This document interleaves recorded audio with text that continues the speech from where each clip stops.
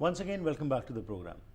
ਅੱਜ ਦੇ ਸੈਗਮੈਂਟ ਵਿੱਚ ਅਸੀਂ ਤੁਹਾਨੂੰ ਮੁਲਾਕਾਤ ਕਰਾਵਾਂਗੇ ਰਜਨੀ ਸ਼ਰਮਾ ਜੀ ਨਾਲ, ਜਿਹੜੇ ਕਿ ਸਾਡੇ ਨਾਲ ਹਰ ਹਫਤੇ ਆ ਕੇ ਗੱਲਾਂ ਬਾਤਾਂ ਕਰਦੇ ਨੇ। ਪੁਰਾਣਸ ਦੇ ਵਿੱਚ ਜਿਹੜੀਆਂ ਕਥਾਵਾਂ ਨੇ ਉਹਨਾਂ ਦੀ ਕੀ ਮਹੱਤਤਾ ਹੈ, ਕੀ ਉਹਦੇ ਵਿੱਚ ਲਿਖਿਆ ਗਿਆ ਤੇ ਕਿਉਂ ਸਾਨੂੰ ਲੋੜ ਹੈ ਕਿ ਉਸ ਦਾ ਜਿਹੜਾ ਵਿਜ਼ਡਮ ਹੈ ਉਸ ਨੂੰ ਅੱਜ ਆਪਣੇ ਜੀਵਨ ਵਿੱਚ ਅਸੀਂ ਇੰਬਾਈਬ ਕਰਕੇ ਚੰਗੇ ਇਨਸਾਨ ਬਣ ਸਕੀਏ। ਪਿਛਲੇ ਹਫਤੇ ਅਸੀਂ ਗੱਲਬਾਤ ਕਰ ਰਹੇ ਸੀ ਦੱਤਾਤਰੇय ਜਿਹੜੇ ਰਿਸ਼ੀ ਸਨ, ਉਹਨਾਂ ਦੀ ਜਿਹੜੀ ਰਾਜਾ ਯਦੂ ਨਾਲ ਗੱਲਬਾਤ ਹੁੰਦੀ ਹੈ, ਉਸ ਵਿੱਚ ਉਹ ਕਹਿੰਦੇ ਨੇ ਕਿ ਮੇਰੇ 24 ਗੁਰੂ ਨੇ।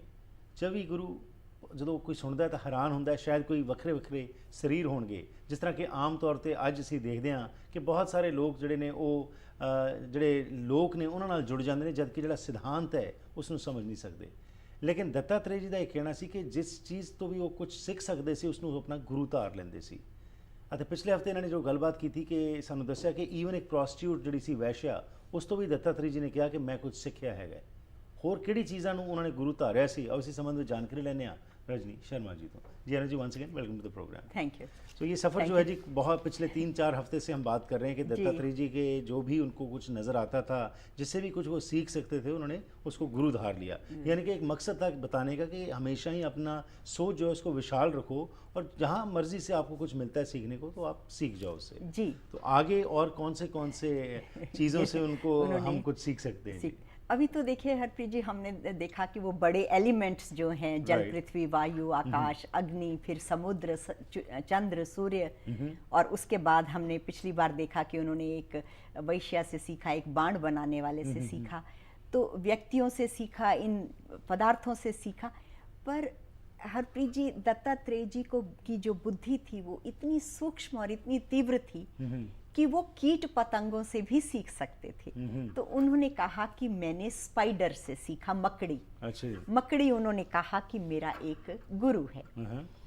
तो जब मकड़ी की हम बात करते हैं तो देखते हैं कि वो जो जाला बनाती है वो अपने में से उसको निकालती है, अपने मुंह से निकालती है, फिर उसमें वो पूरा उसको बुनती है और बाद में उसको वो निगल भी लेती है। तो दत्तात्रेय जी ने जब ये देखा तब उन्हें ये विचार आया कि भगवान ने भी सृष्टि की रचना ऐसे ही की।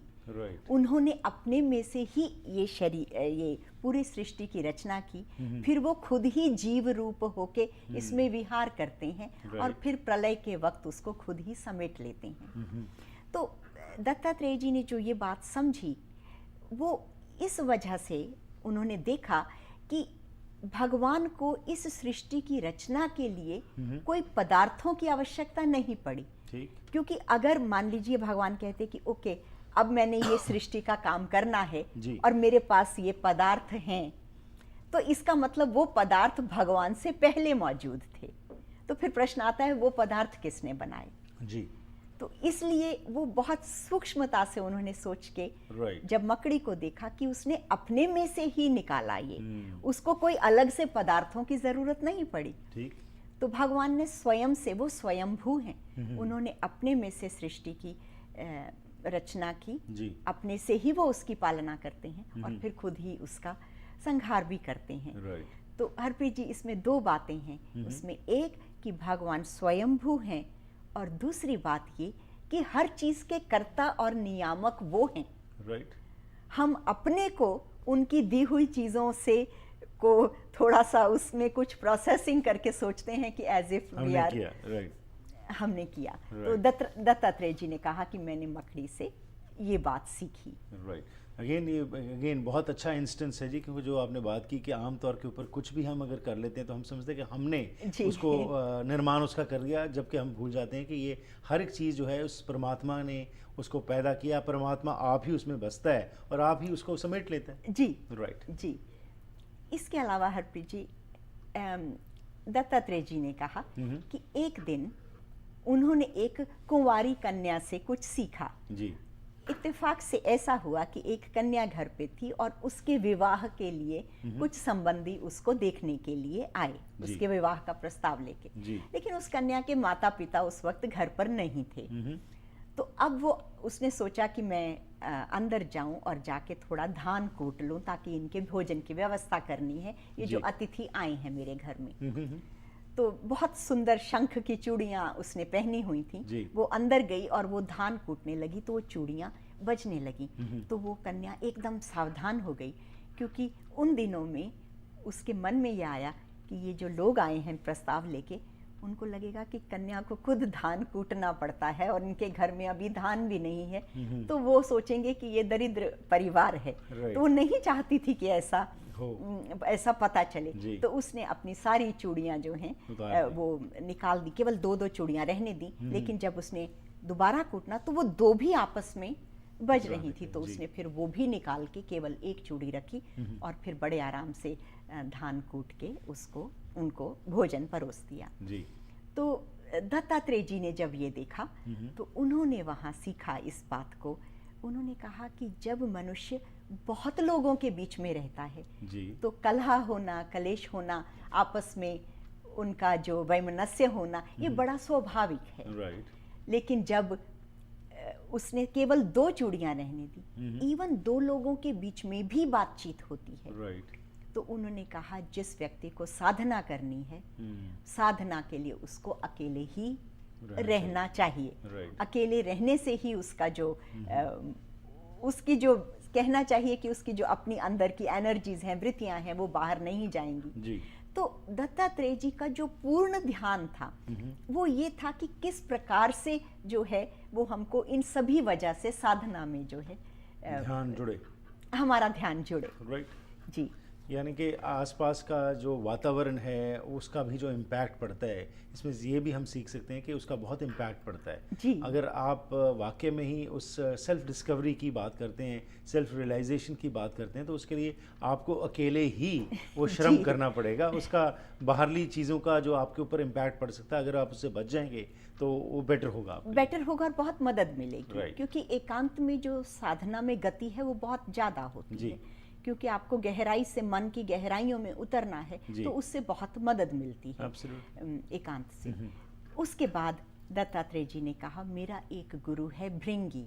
अच्छा। भृंगी कहते हैं, एक कीड़ा होता है उसको बीटल, मेरा ख्याल अंग्रेजी में उसका नाम है बीटल। जी। तो बीटल की एक बड़ी अद्भुत बात है, वो क्या करता है कि एक कोई साधारण कीड़े को पकड़ के दीवार में या लकड़ी में छेद करके उसमें वो बंद कर देता है उसे। उसके बाद वो क्या करता है कि जैसे ही वो कीड़ा बाहर आने की कोशिश करता है वो उसको डंक मारता है। अच्छा जी।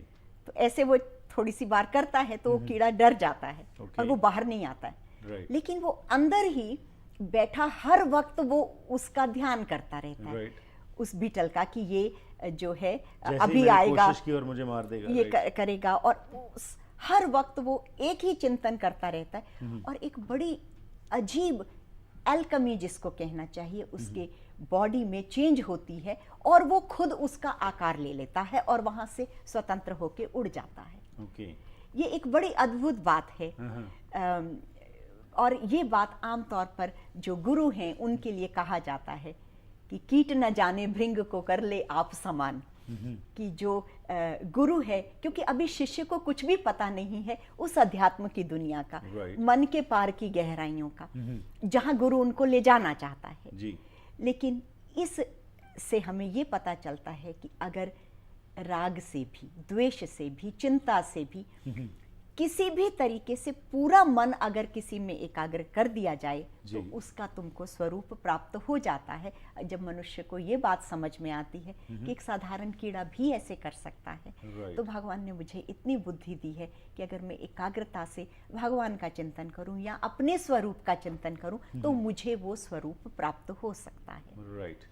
कांस्टेंट जो है, आप जो कहा कि कांस्टेंट जो थिंकिंग है, उसको अगर आप फोकस करके लगे रहें तो आप जो भी करना चाहते हैं वो कर सकते हैं। क्योंकि ये देखा हमने क्या कि वो कीड़ा उस जाति का भी नहीं, वो बिल्कुल अलग है, लेकिन उसके पंख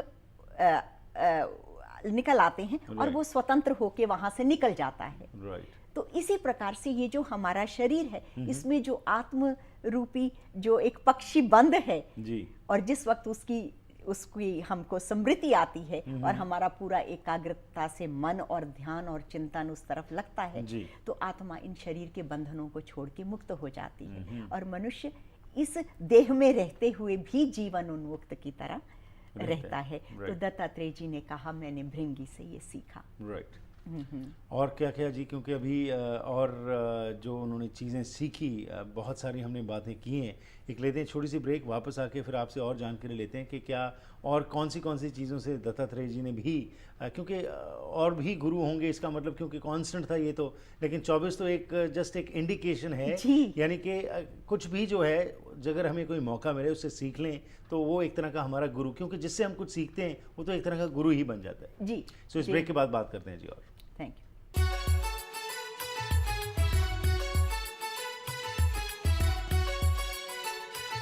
स्वागत है जी फिर आप सब का इस प्रोग्राम में।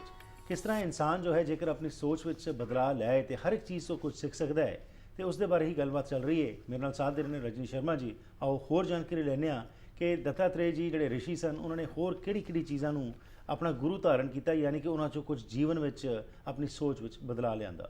आओ होर गलबात करते हैं जी रजनी जी। और कौन सी चीज़ें हैं जिससे कि उनमें जीवन में अपने उन्होंने हमें भी आदेश दिया कि आप परिवर्तन ला सकते हैं? जी हरप्रीत जी, एक पक्षी है, उसका नाम है कुररी पक्षी। अच्छा, मेरा ख्याल अंग्रेजी में उसको रेवन कहते हैं। ओके।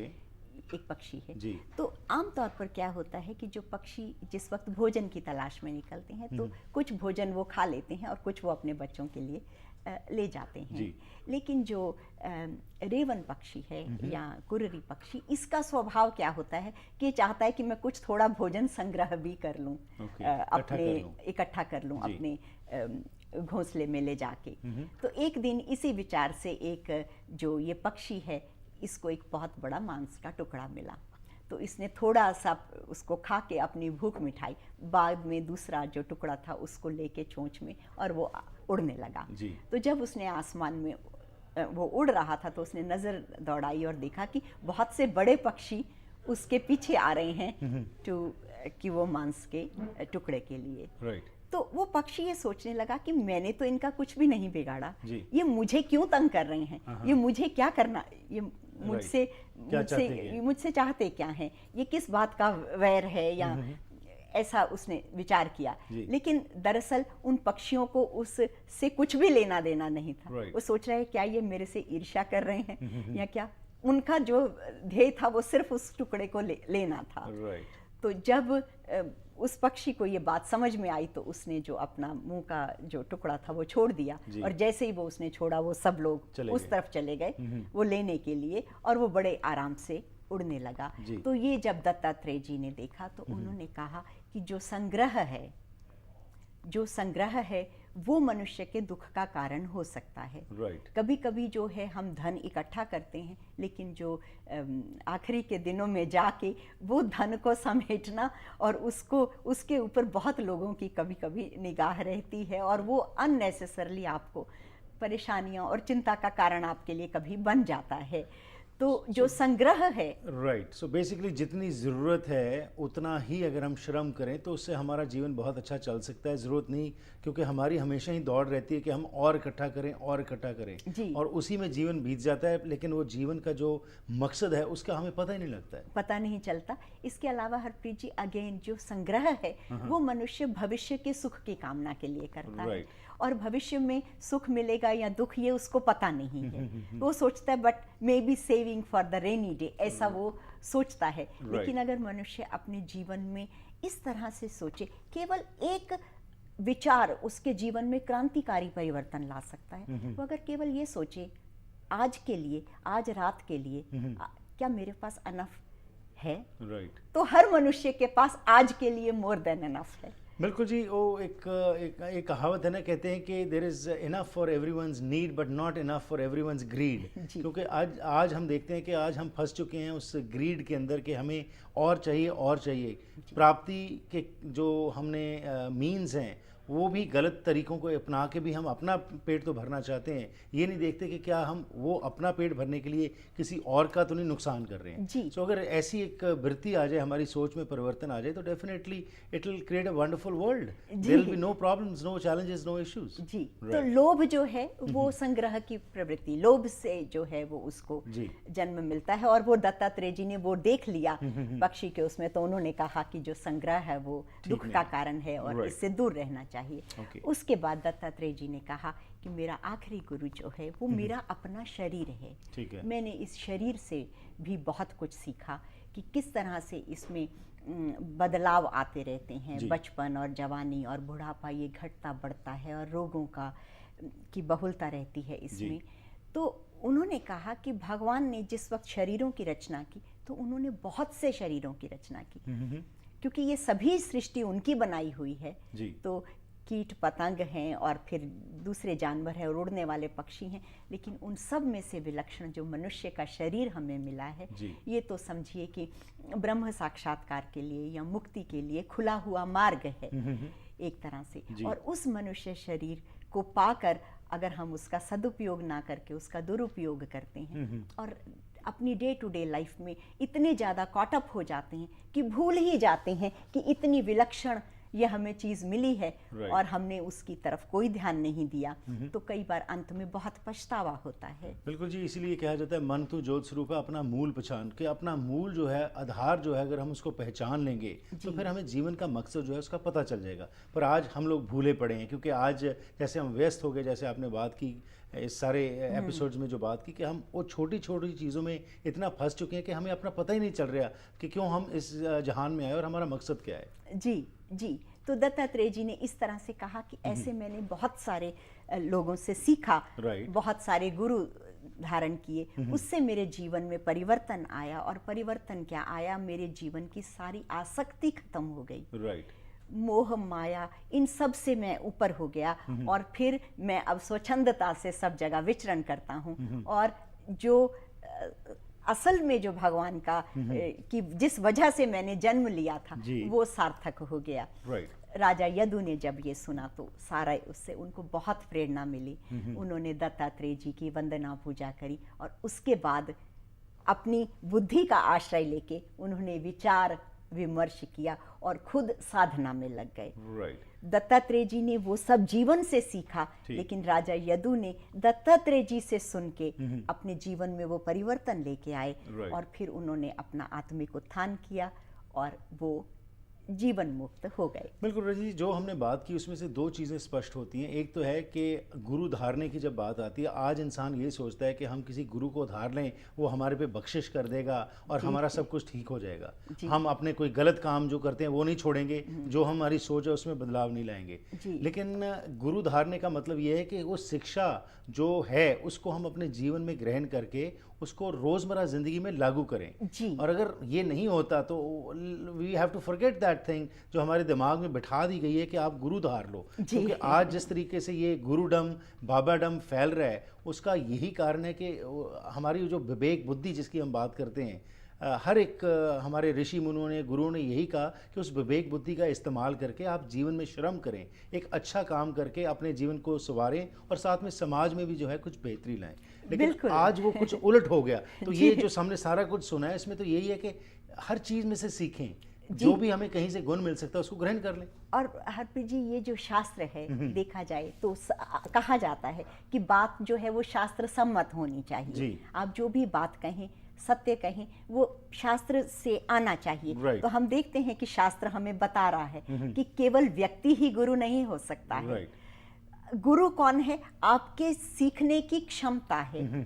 वो जिसको जहां से आपको कुछ ग्रहण करवा के आपके जीवन में परिवर्तन ला सके वो गुरु है। तो और ये बात गुरु मार्गदर्शक है जी। गुरु ने तो एक रास्ता बता दिया तो उसके ऊपर चलो। ए इंसान, तुम उसको समझ के अपने जीवन में ग्रहण करके उसके ऊपर चलो। लेकिन आज जो हमने एक सोच बना ली कि गुरु को धारने से ही हमारी मोक्षा हो सकती है, वो नहीं होगी जी। नहीं, everyone has to carve their own path to salvation. Absolutely. एक तो ये बात है और दूसरी हमने जैसे दत्तात्रेय के उसी में सीखा कि उन्होंने एकांत को महत्व दिया, एकाग्रता को महत्व दिया, लोभ ना करने की वृत्ति को महत्व दिया। तो सारी वृत्तियां जब हम अपने में धारण करते हैं तो अपने आप जीवन में उन्नति होती है। एब्सोल्युटली।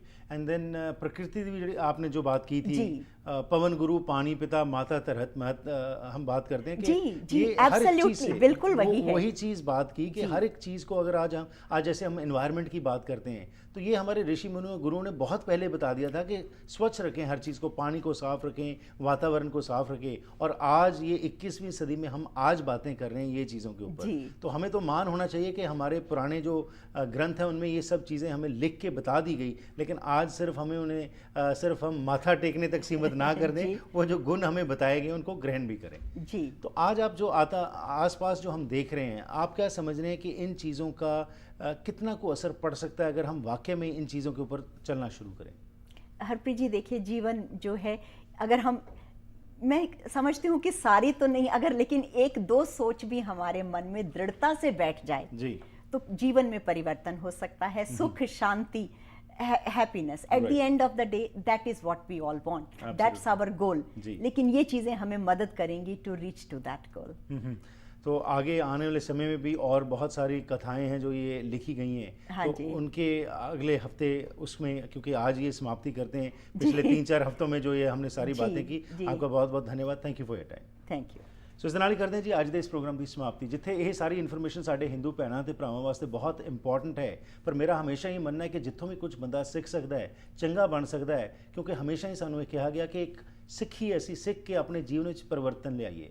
ਅੱਜ ਸਮਾਜ ਵਿੱਚ ਜਿਹੜੀ ਪ੍ਰੋਬਲਮ ਪੈ ਰਹੀ ਹੈ, ਚੈਲੰਜ ਜਿਹੜਾ ਅਸੀਂ ਵੇਖ ਰਹੇ ਹਾਂ ਕਿ ਅੱਜ ਅਸੀਂ ਸਿਰਫ ਮੰਦਰਾਂ ਗੁਰਦੁਆਰਾਂ ਜਾ ਕੇ ਸਿਰਫ ਪੂਜਨ ਤੱਕ ਹੀ ਸੀਮਤ ਰਹਿ ਗਏ, ਪਰ ਜੋ ਸਾਨੂੰ ਕਿਹਾ ਗਿਆ ਉਸ ਨੂੰ ਅਸੀਂ ਗ੍ਰਹਿਣ ਨਹੀਂ ਕਰ ਰਹੇ। ਆਓ ਸਾਰੇ ਆਪਣੇ ਅੰਦਰ ਵੇਖੀਏ ਕਿ ਅਸੀਂ ਕਿੱਥੇ ਖਲੋਤੇ ਹਾਂ ਤੇ ਕਿਵੇਂ ਇਹ ਬਦਲਾਅ ਲਿਆ ਸਕਦੇ ਹਾਂ, ਕਿਉਂਕਿ ਅੱਜ ਅਸੀਂ ਬਦਲਾਅ ਤਾਂ ਚਾਹੁੰਦੇ ਹਾਂ, ਪਰ ਚਾਹੁੰਦੇ ਕਿ ਸਮਾਜ ਬਦਲ ਜਾਏ, ਅਸੀਂ ਨਾ ਬਦਲੀਏ। ਪਰ ਜਦ ਤੱਕ ਅਸੀਂ ਆਪਣੇ ਆਪ ਤੋਂ ਇਹ ਗੱਲਬਾਤ ਸ਼ੁਰੂ ਨਹੀਂ ਕਰਾਂਗੇ, ਸਮਾਜ ਵਿੱਚ ਕੋਈ ਪਰਿਵਰਤਨ ਨਹੀਂ ਆਉਣ ਦੀ ਉਮੀਦ ਹੈ। ਤੇ ਖਾਸ ਤੌਰ ਤੇ ਆਪਣੇ ਨੌਜਵਾਨ ਪੀੜ੍ਹੀ ਨੂੰ ਇਹ ਜੋ ਸਾਡੇ ਸੰਸਕਾਰ ਨੇ ਚੰਗੇ, ਉਹਨਾਂ ਨਾਲ ਜੋੜ ਕੇ ਜੇਕਰ ਅਸੀਂ ਬੱਚਿਆਂ ਵਾਸਤੇ ਇੱਕ ਰੋਲ ਮਾਡਲਸ ਇਹ ਗ੍ਰੰਥਾਂ ਨੂੰ ਲੈ ਕੇ ਆਈਏ, ਤਾਂ ਉਸ ਵਿੱਚੋਂ ਯਕੀਨਨ ਤੌਰ ਤੇ ਸਾਡੇ ਬੱਚੇ ਵੀ ਸਾਡੇ ਗ੍ਰੰਥਾਂ ਨਾਲ ਜੁੜਨਗੇ ਤੇ ਉਹ ਵੀ ਚੰਗੇ ਇਨਸਾਨ ਬਣਨਗੇ। ਧੰਨਵਾਦੀ ਆਪ ਸਭ ਦੇ ਜਿਹੜੇ ਪਿਛਲੇ ਸਮੇਂ ਦੌਰਾਨ ਤੁਹਾਡੇ ਵੱਲੋਂ ਜੋ ਫੀਡਬੈਕ ਵੀ ਆਈ, ਤੇ ਜੇਕਰ ਤੁਸੀਂ ਵੀ ਕੋਈ ਸਵਾਲ ਹੋਏ ਤੁਹਾਡੇ ਕੋਲ ਤੇ ਇਹ ਇਸ਼ੂਜ਼ ਦੇ ਉੱਤੇ ਕੋਈ ਗੱਲਬਾਤ ਕਰਨਾ ਚਾਹੋ ਤਾਂ ਸਾਡੇ ਨਾਲ ਜ਼ਰੂਰ ਸੰਪਰਕ ਕਰਨਾ।